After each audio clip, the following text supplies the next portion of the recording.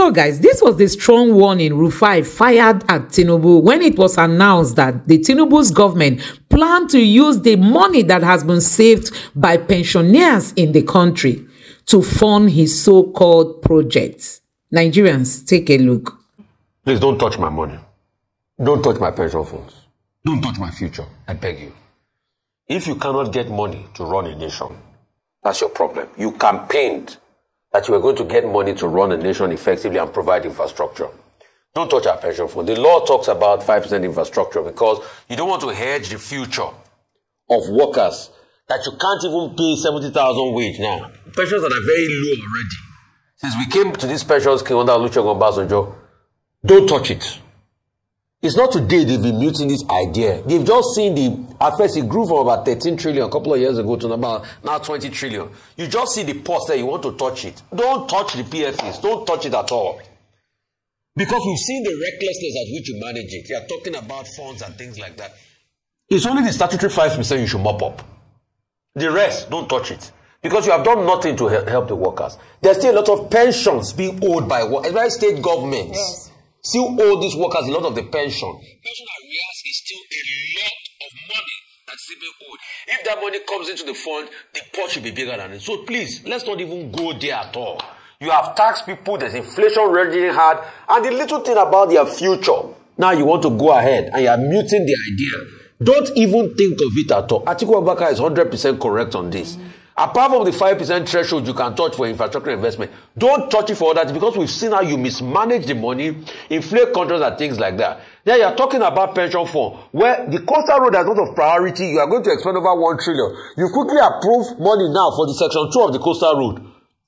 When we are saying you can fix that money to housing and other things. Don't touch pension. And I know I'm speaking the minds of millions of Nigerian workers this morning.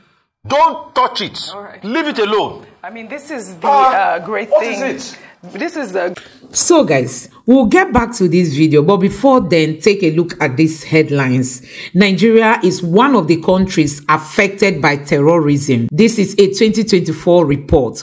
Also, Nigeria is among the countries with highest poverty rates. We all know that Nigeria is the headquarter for poverty. Also, Nigeria tops in global out-of-school children rating. That is the country we have. Don't forget, Nigeria tops homeless people list in 2024. So guys, there are a whole lot of problems in this country.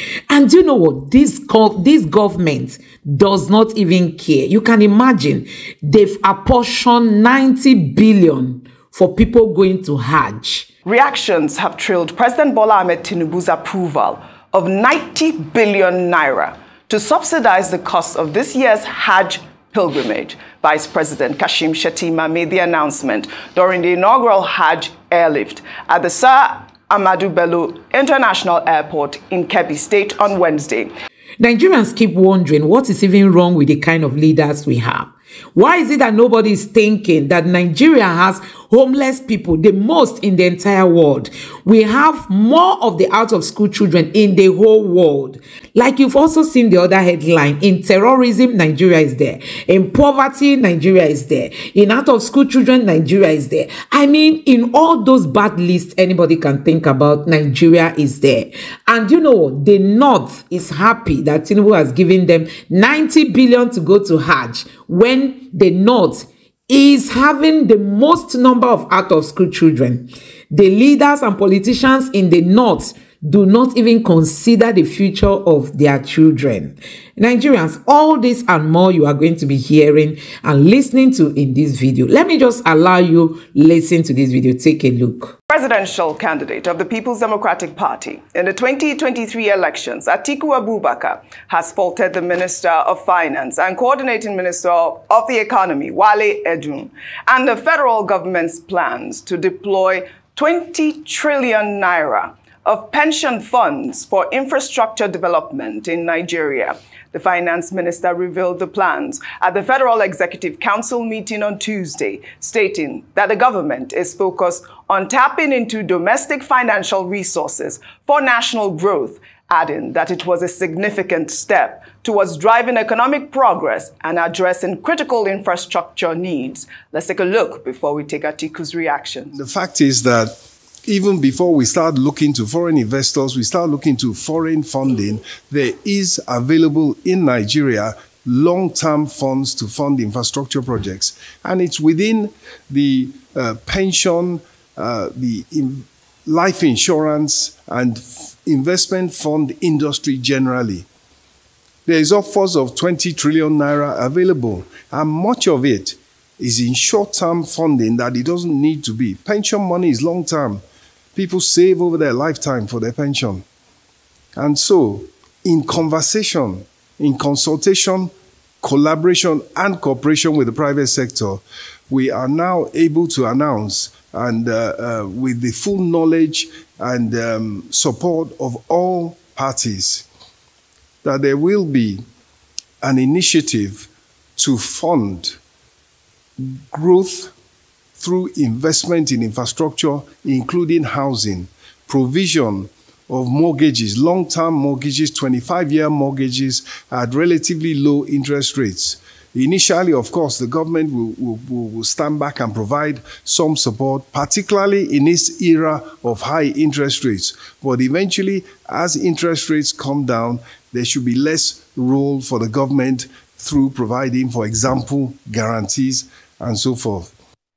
Rufai, of course, you know, this is coming at a wrong time. A lot of Nigerians have condemned this actual action because, like you know, pension funds can only contribute about 5% on, you know, infrastructural development. So we need more explanation as to, you know, how these monies will be dispersed. But, you know, Atiku, you know, condemned it as well, and his tweets reads in part: he provided no useful details, such as the percentage of the funds to be mopped up from the pension funds. Even at that, this move must be halted immediately. It is a misguided initiative that could lead to a disastrous consequence on the lives of Nigeria's hardworking men and women who toiled and saved and who now survive on their pensions, having retired from service. It is another attempt to perpetrate illegality by the federal government. The government must be cautioned to act strictly within the provisions of the Pension Reform Act of 2014, along with the revised regulation on investment of pension assets issued by the National Pension Commission.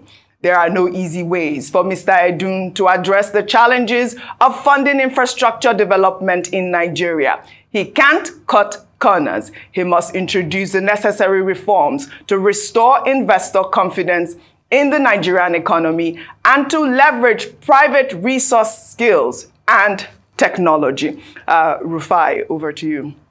I mean, Oji, this matter concerns me because I have my money, my pension money in that 20 trillion. Please don't touch my money. Don't touch my pension funds. Don't touch my future. I beg you. If you cannot get money to run a nation, that's your problem. You campaigned that you were going to get money to run a nation effectively and provide infrastructure.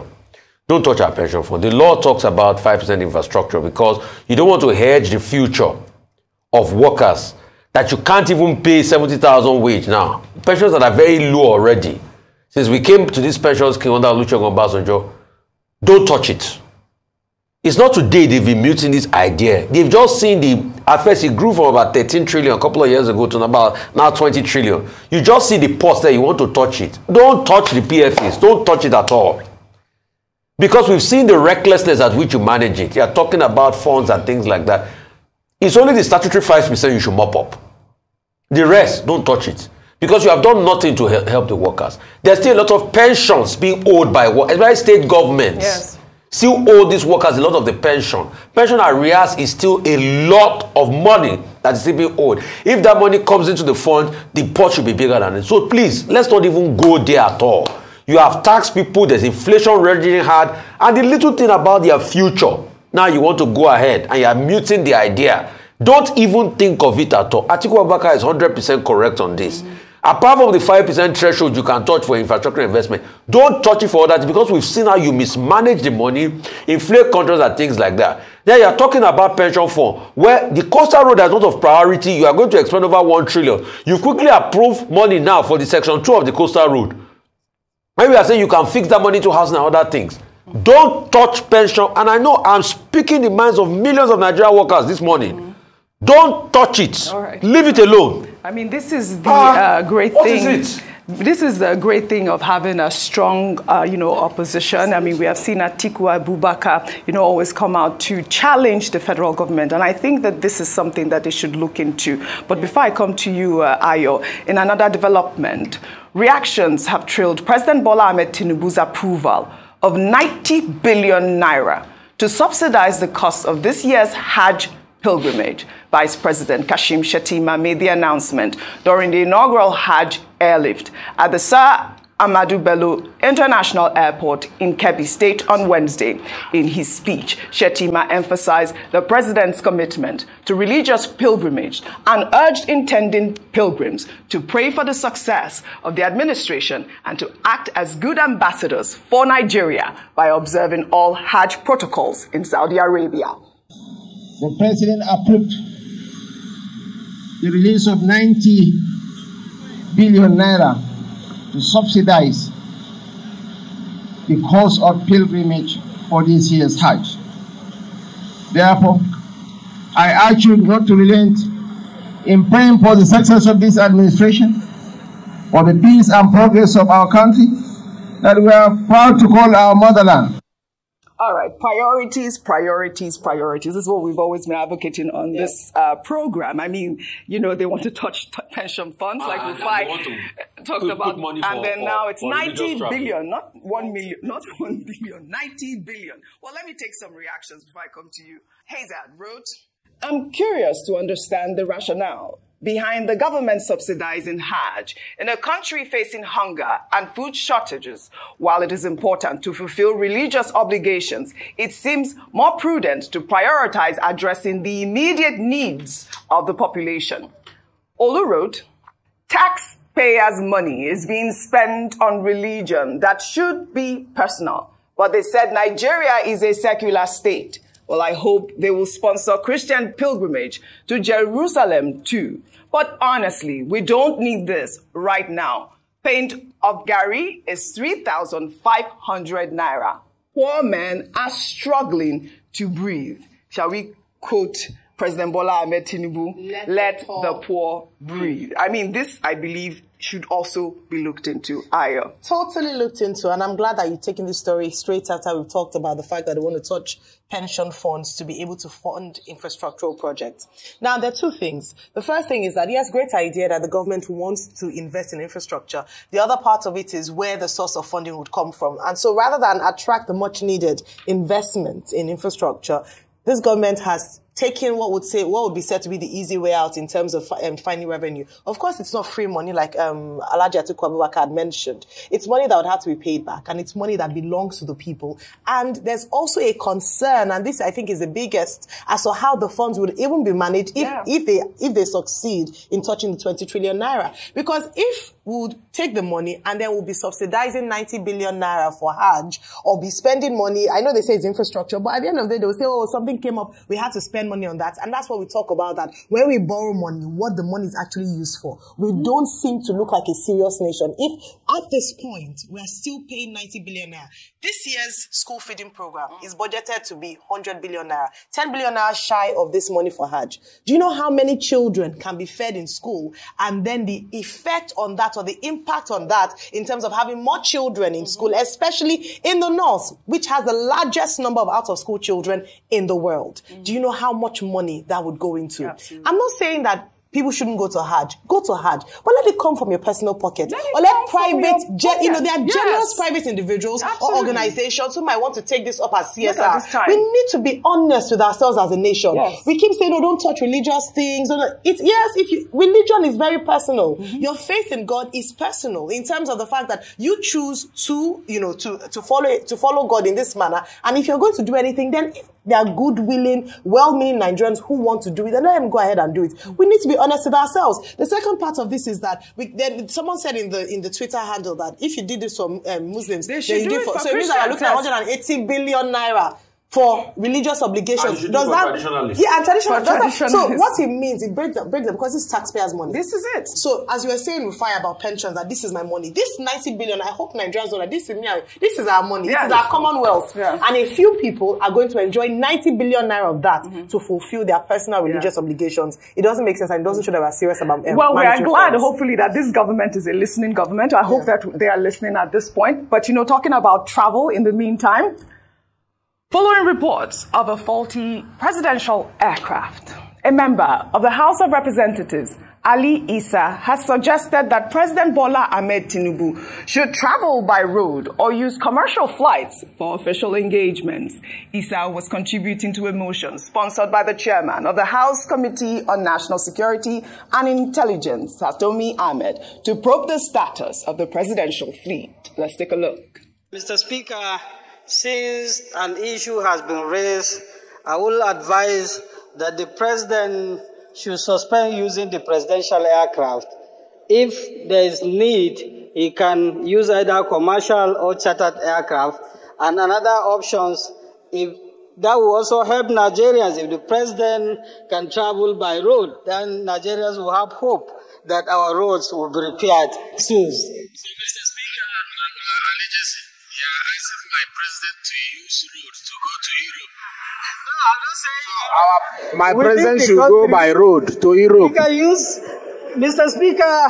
My president should use road British Airways to attend meetings in Europe and UK. But you are not using road to go to UK.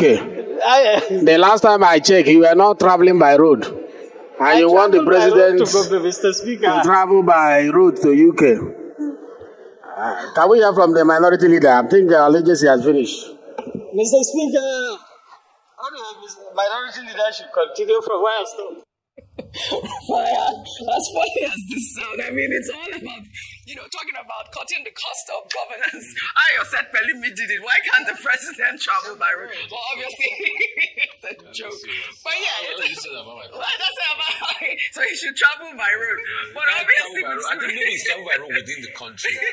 Yeah. Oh, yeah, so of course, I think that's what he actually do. So I'm saying that human beings have done it before. No, we're meant to take that. Well, I mean, obviously, not for official duties. Yeah. But it speaks volumes about what we're now facing. I mean, there was a story that came out as regards some skirmishes with a plane, and even the second one, the vice president's plane not being able to go out of the country because of the plane and everything. One thing needs to be done as regards the presidential fleet. We need to do the maintenance as much as possible and all of that. But also, it doesn't stop the fact that we need to cut cost of government one way or the other. If we can't really afford the presidential fleet, I don't think we should keep it. I think part of it is, and it's not a big deal, we've had leaders of the world fly commercial. You can just, appropriate a proper flight for them and all of that, or do charter and all of that. But the question is, can we increasingly afford it? That's a big question. As regards road travel, yes, the president does travel for road, but shorter proximity and things like that. I think increasingly the argument should also be about cutting the cost of running the presidency itself. Look at the case where we're talking about the presidential yacht that some people claim it didn't pay for and all of that. I think it also comes in front of that for that conversation. But I think also largely that we should be able to service the presidential fleet if it has any problems and ensure it's fit for purpose, but also try as much as possible to be able to cut that cost one way or the other. Because the cut needs to be cut. And this also brings forward the conversation where you now start seeing pictures of some time ago where the president's son was using the presidential jet. No. The presidential son should be able to fly his own, his own plane independently or wherever he wants to go to and things like that. But most importantly, we need to be able to cut the cost of government. But I don't subscribe to that guy saying the president travel for like car. But also speaking of the presidential fleet, I have a problem with Nigeria that has multiple car producers having a presidential official car that is a Mercedes.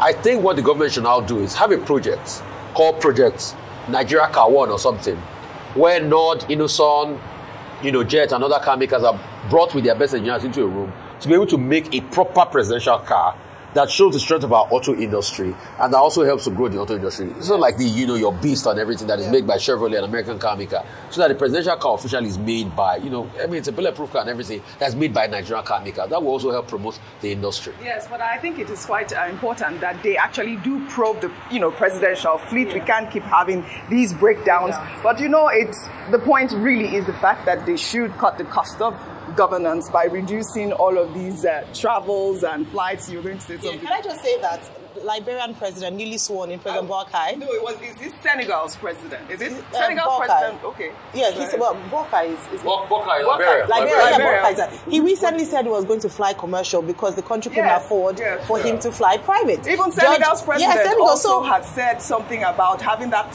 sort of entourage and pageantry. Yes, cut it down. To cut down the cost of governance as well. The former president of Botswana also did that as well. So it's not new. I'm trying to say that it is okay, it is normal. It is not out of the ordinary for a president to decide that he's not going to fly private or fly with the presidential fleet, that he will fly private, he will fly commercial, at least a chartered flight, a chartered commercial flight in order to save costs and cut the cost of, of governance. Beyond the president, OJ, I was speaking to Rufai yesterday and I was saying, how many governors do you see on commercial flights? That's because governors must fly around. Yeah. So a lot of them fly private jets. A lot of them are that, in terms of moving around. And it's a cost to the taxpayers, including states that cannot generate IGR to take care of their people, are flying private with that entourage when they cannot afford it. Why can't they fly business, private or first class, or even sit with the pilots? Yes. Just so that but at least there's something that it shows. It demonstrates the fact that I'm in touch with the fact that we cannot afford it. And I cannot afford to be living large when my people are suffering, people are hungry, people cannot go to school. And yet what's on my mind is not just flying private, but even sometimes stopping the movement of planes at certain time because you're asking a particular flight to wait because you're late. We need to talk about these things. Wastages in government in a country that is currently on its knees when it comes to revenue. That the state with one of the highest number of unemployment in this country has a private jet that services their governor. See what we're talking about. Well said, guys. We'll take another story.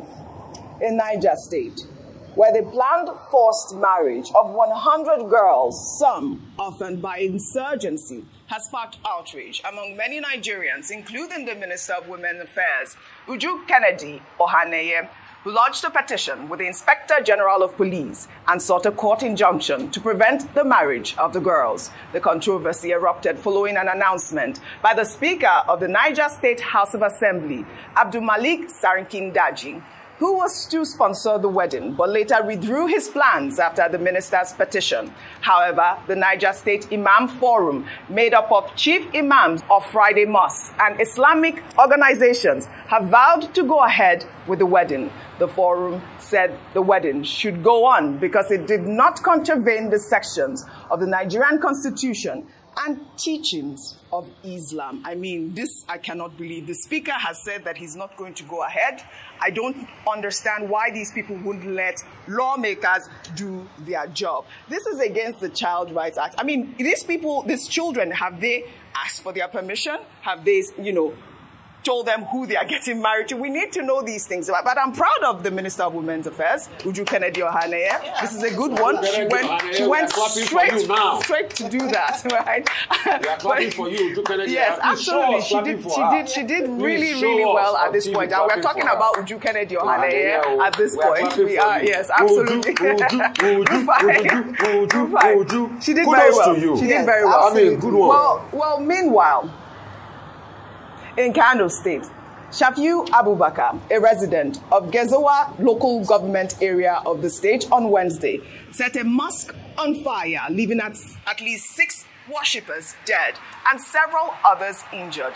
Abubakar was said to have used petrol to light up the mosque while about 40 worshippers were praying. He told the police that he perpetrated the act because members of the mosque had forced him to marry a girl that he did not like. The police, on the other hand, said preliminary investigations revealed that the incident was not a terrorist attack. This is an unfortunate incident.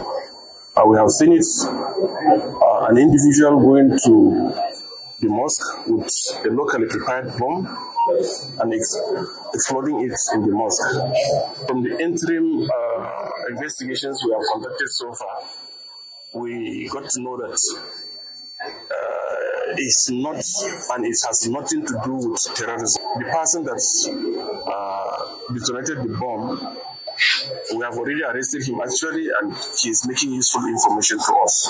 For now, we have about 24 victims. We just lost one of them.